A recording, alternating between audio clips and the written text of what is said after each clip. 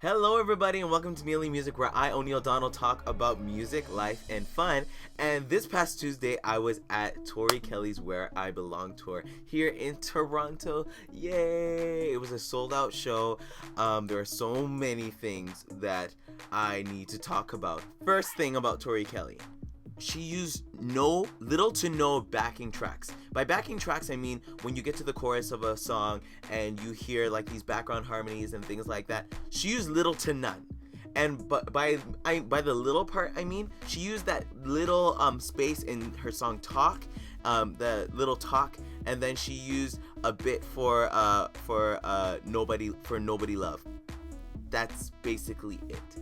For all of the choruses that she was singing for all of her songs, even songs that had backing vocals, she sang it by herself and smashed it, like absolutely smashed. I was so surprised that she didn't lean on the backing vocals. And like when I looked at the fact, okay, Tori Kelly, you're touring like every single day, you're doing performances on award shows, wouldn't she need to rest your voice? But obviously not, because she's a master and her technique has allowed her to preserve her voice throughout her tour, that she can be able to not only sing without a backing track, but sing well and sing exactly like the record. Like I would have never thought that someone could be so amazingly talented that they could sing so in tune and do so many, like, just it was such a great experience to see her singing so freely and with so much strength and power. It was just so amazing to see. It was kind of hard to hear sometimes because the sold out crowd in the Phoenix Center was screaming every single time she did a riff. Every single time that she would do something that wasn't on the record, like a little riff or a run here and there, everyone was just screaming. Like there was a time where it was almost like my ears were distorting because like everyone was screaming so loud, and you couldn't, like, the sound of the crowd was overpowering the speakers. Like that was an amazing experience for me. Another thing is that her band was just absolutely amazing. Like I just loved her band. She had a drummer, and like one thing that a lot of people are getting into now is that gospel drummer. That drummer has that presence, with like that oomph of a kick, and like someone just really plays the drums, like just like hits that thing. And she had a really good drummer. I think his name was Mateo. Like everyone was screaming his name. No, I'm moving on now. But the electric guitarist, whose name is Mateo, and everyone was like screaming his name, trying to get his picks after. I was like, okay.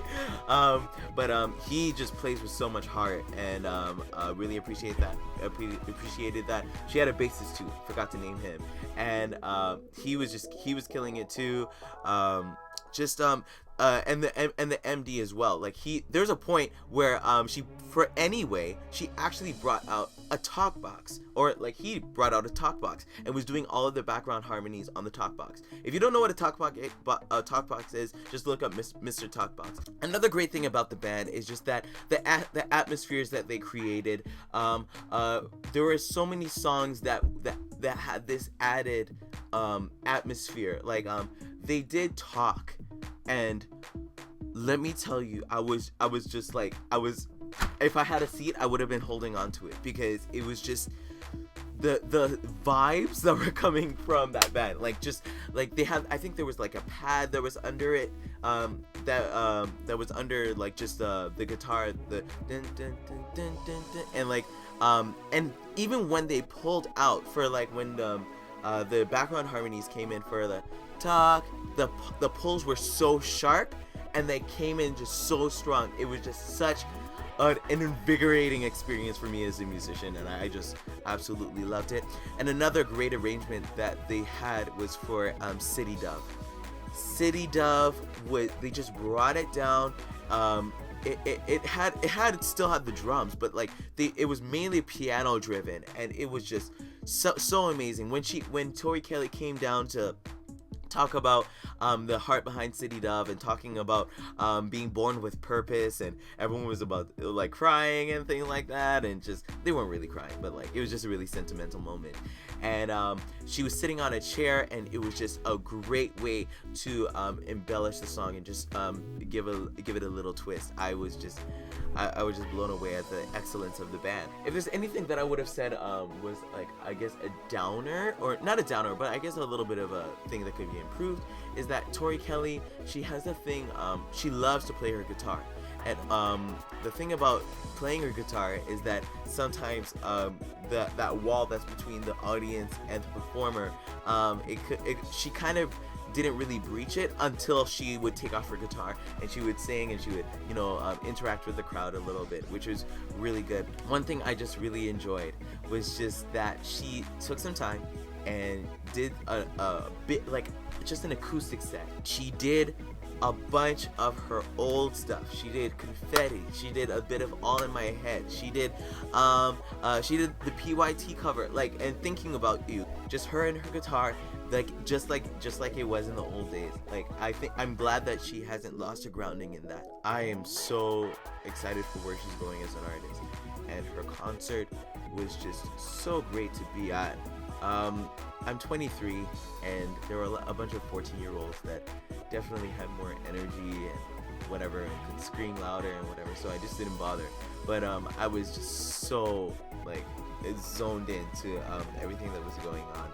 So that comes to the end of my review of Tori Kelly's Where I Belong tour, but that does not have to be the end of our conversation. I'm following a bunch of Tori Kelly fans, and we talk a lot, and just shout out to all of you that talk to me on Twitter about Tori Kelly. But for all of you that are not talking to me about Tori Kelly or any other artist, you can subscribe to my page, follow me at Neely Music on Twitter, and check out my other videos, my 5 Reasons Why videos, and my reviews, and check out my covers, and we'll talk later. Okay, bye everybody.